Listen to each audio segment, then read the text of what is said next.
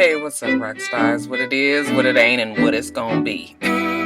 How y'all doing this morning? It's early on Wednesday. Yes, Wednesday morning. And I was laying in bed and I was like, you know what? I might have a story to tell. I mean, it's been a long time since I've done story time, and you guys always ask for it. So I was thinking, like, yeah, I could tell them about the strangest week that I've had on 8th Avenue. Yeah, it's a story. You guys want to hear it? Okay, well, let's get to it.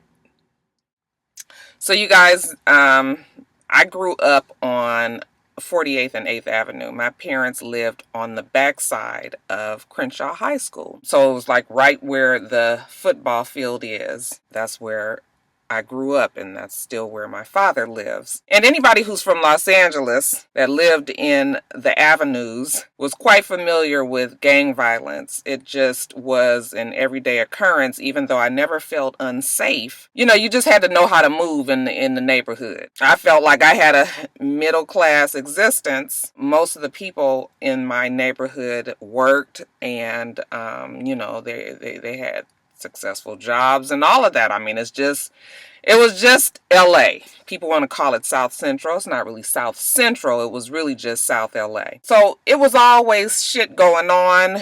Every day you'd hear the ghetto bird. Every evening you'd hear gunshots. It was just kind of a way of life. And it's gone through its changes. So it's had good days and bad days. I remember in the 80s it was really, really bad. There was a big, I don't even know, I can't remember the word now. They call it beef now, but two gangs, rival gangs, was having problems with each other. So it just seemed like every time you turned around, somebody was killing each other. Well, also in the early 2000s, there was some shit going on. See, I lived where there were some Bloods just kind of on my street, but in the general neighborhood, it was a Crip territory. So it would be all kind of shit that was going on over there. And again, like I said, you just had to know how to move in there. I had two older brothers. Neither one of them were involved in gangs. I mean, none of my immediate direct family, my brothers or anything, was involved. But of course, I've had cousins and shit that was involved in shit like that. Anyway, did not feel unsafe or anything. I'm just trying to paint a picture for you guys, okay?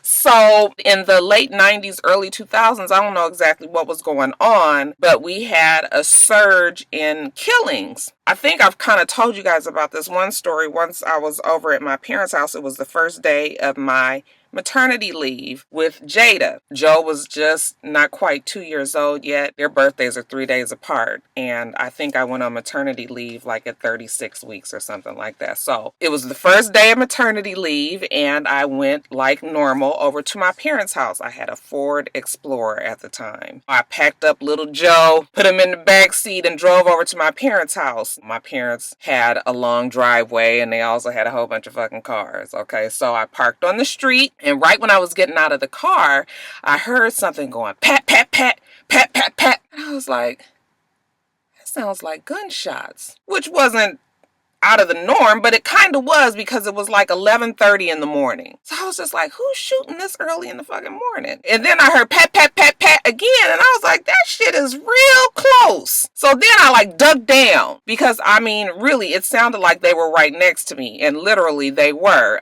Just about 4 houses up the street from my parents' house, there was a young family that lived there. Actually, it was a grandmother, and she had her grandkids living there. I didn't know if they was home or not, but there was it was a tourist wagon. It drove right up to the house, right in the middle of the street.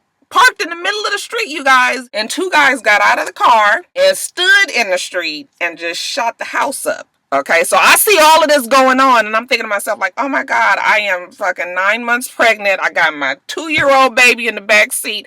I'm in my front of my parents' house. Like, what the fuck is going on? So I run around to the other side to get Joe out of his car seat. I'm thinking to myself, like, are they gonna fucking shoot up the cars on the street next? Now, in retrospect, I think about it and I'm like, no, they definitely had this house in their sights. They wasn't doing all of this. Okay, they was directly at this house. But still, bitch, when you hear gunshots going, you ain't really trying to reason where these bullets is going next. So I ran over to the other side. I opened the door. Joe was, strapped in. He just looking at me like, hey, mommy, we going over Papa's and Booby's house. Okay, so I'm trying to get him out of his car seat. Those things are very secure. Okay, couldn't get him out. I was pulling. Finally, Joe was looking at me and he kind of had this alarmed look on his face like, what is going on? And I was just like, oh my God, Joe, come on. I finally got him unloose. And I just threw him over my shoulder. I mean, really like he was my purse. I had him one arm, okay, and he was over my shoulder like this. I was ducked down, bitch, and I ran my ass up my parents' driveway. Thank God they had all them cars because I was able to run on the other side of the cars, and I kind of felt like I had some shield. I didn't run to the front door even though I had the key because I just felt like I needed to get as far away from Rambo and his brother down the street shooting up this fucking house. So I run all the way to the gate, the back gate, to go into the backyard. And right by the gate is a window for the kitchen. And my mom and dad are always in the kitchen. That was kind of like a hangout room between the kitchen and the den.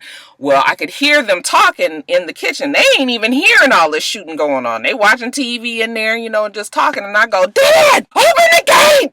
He was like, what? Open the gate. He said, you ain't got your key. I said, they shooting. Open the fucking gate, So my dad rushes around. He goes out the back door and comes around to the gate to let me and the kids in. Well, me and Joe and my pregnant belly of Jada in. I was trying to explain to them what happened. And, at the time, your adrenaline be going. You be real excited. Like, oh, my God, they just shooting up the house right down the street. Just shooting up, Mrs. So-and-so's house. I know their name, but I don't want to say it on camera. She had a younger grandson that was living there who we had kind of thought maybe might be involved in some shit, but nobody really knew for sure. I think this was the sign that, yes, maybe he was involved in some shit and somebody was out to get him. So it was just kind of a sad situation because that family had been lived on that street for years and years. My parents been living on that street since 1960. My whole parents' block, everybody on the block pretty much have been there we all grew up there. They're still there, the ones that are still alive.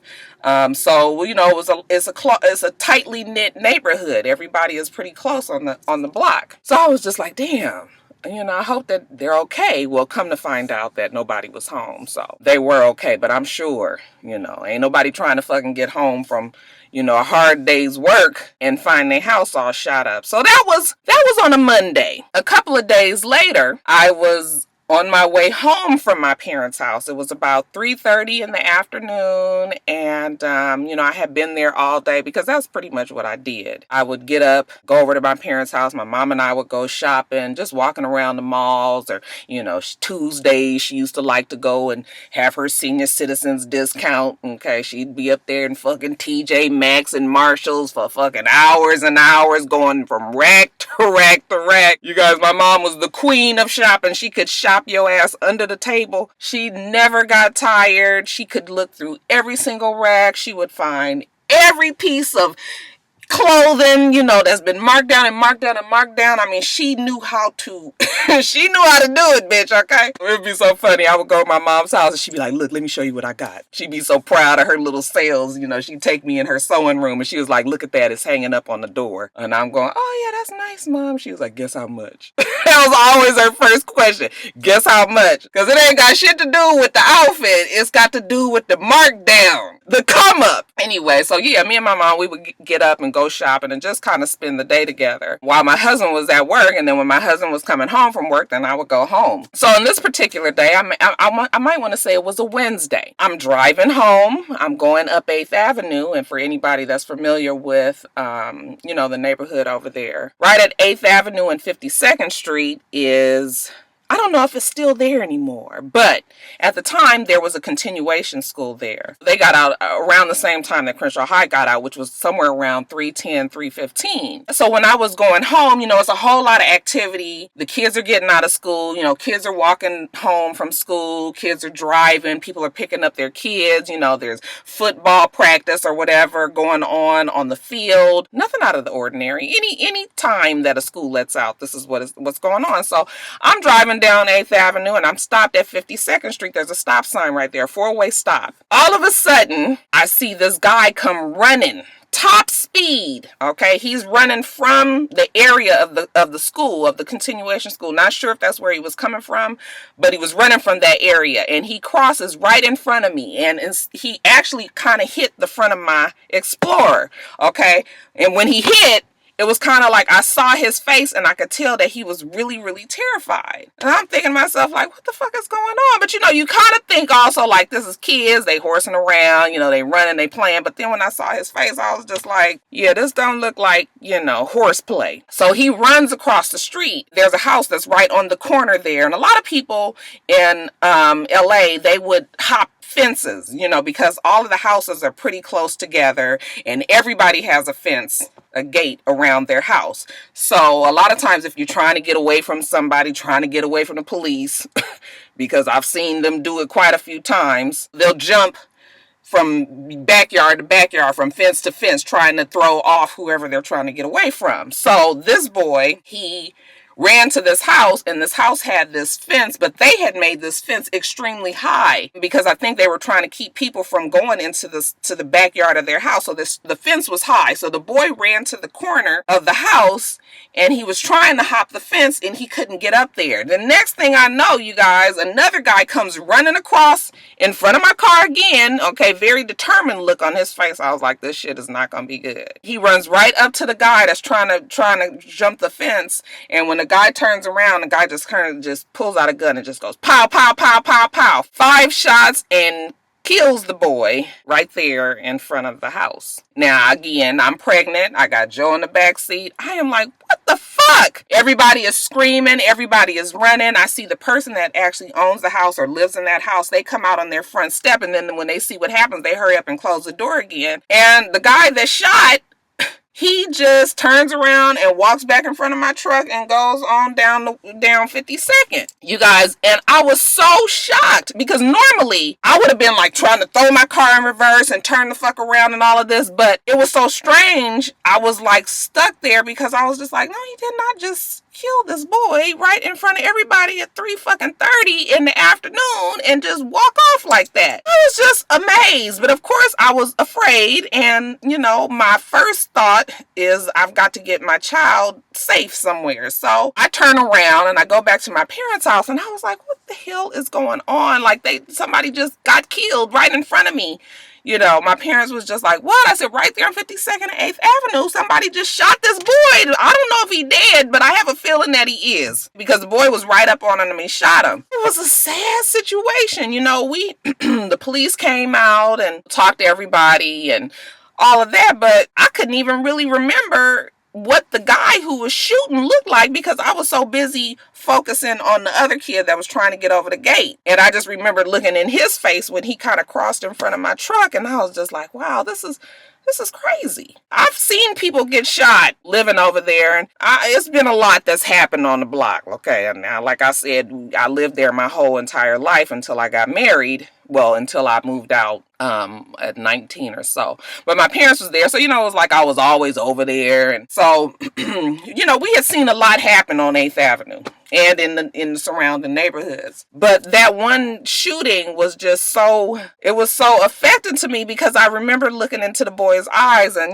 next thing you know, he's dead. So then, as days goes on, you kind of hear stories about what happened, and we felt like that, that shooting was also linked to the shooting that was at the house a couple of doors down from my parents' house. So it was just a mess. Okay, kind of a bummer on the neighborhood because it's just like, damn, I know we're not going back to the 80s when motherfuckers was just killing people left and right. But it felt like it was about to go down this road again, and you know, it wasn't a good feeling. Like I said, never felt unsafe. Strange, I know, for people who don't live in that kind of environment. People don't fuck with you usually. I don't know what it's like now. These kids today is crazy, but people wouldn't fuck with you if they knew you wasn't affiliated or if anything. They wouldn't, you know, fuck with you, but you still had to keep your head with you and not be out in the wrong place at the wrong time and shit like that. So that was the second strange occurrence, and I think that was probably like a Wednesday, like I said. Well, on Friday, again, I ain't got shit else to do. All my friends is at work. We drive over to my parents' house. You know, I park on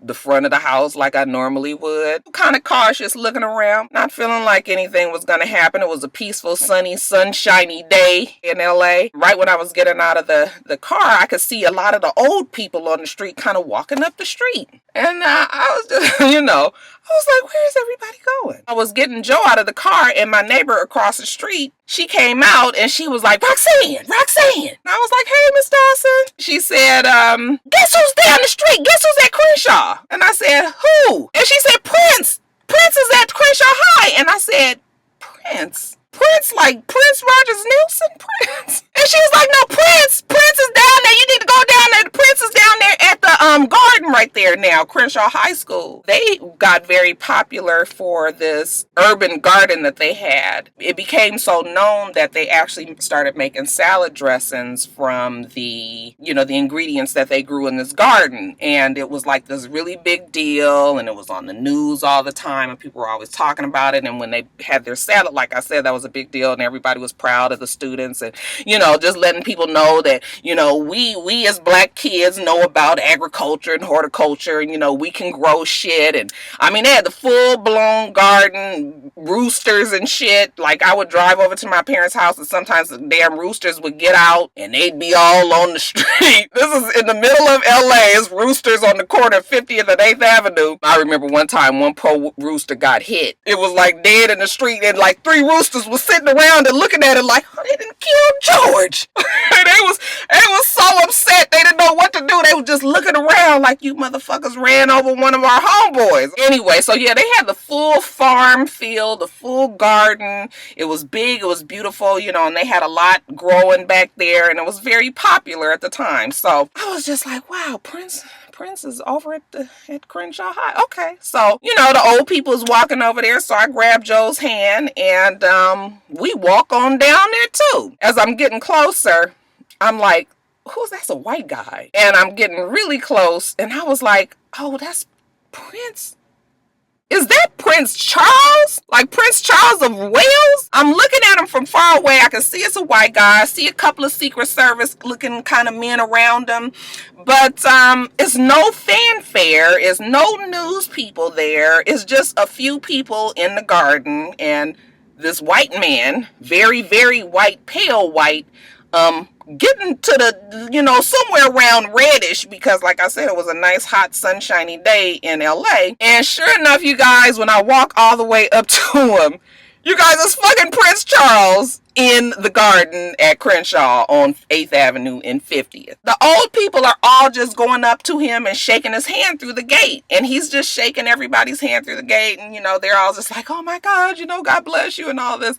And he's shaking hand. And you guys, now listen, I had told you guys a million times that I am not the type that gets starstruck. Okay, I lived in LA all my life, saw stars all the time. I went to school with a lot of celebrities' kids, and you know, so it wasn't no big deal. But let me tell you something, bitch. It ain't every day that you have a damn Prince right there on 8th Avenue and 50th. Okay, so I was just, suddenly I started to get this feeling like, wow, I am about to meet royalty. This is something that I never, ever in a million years would think that something like this would happen to me. So my son and I, how random is this? I pick up Joe, and Joe is more concerned for the fucking roosters and the chicken that's running around the garden. So he's kind of looking around, you know, the Prince is at the gate, and he's looking around, and he goes, oh, he looks like he's interested in the chicken. And I was just like, yeah, I know, but I shook his hand, and when he shook his hand, I was just like, this is crazy as fuck. I am shaking the prince's hand.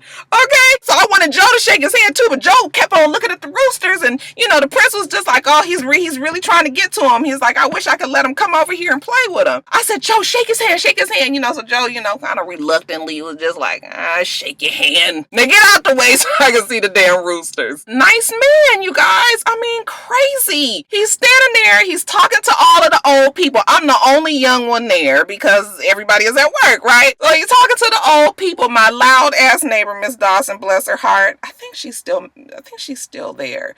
She's down there too, and she's just like, oh my God, I can't believe it. We met the prince. Okay. I was pretty amazed too. Like, this is crazy. Now I'm ducking from bullets on Monday.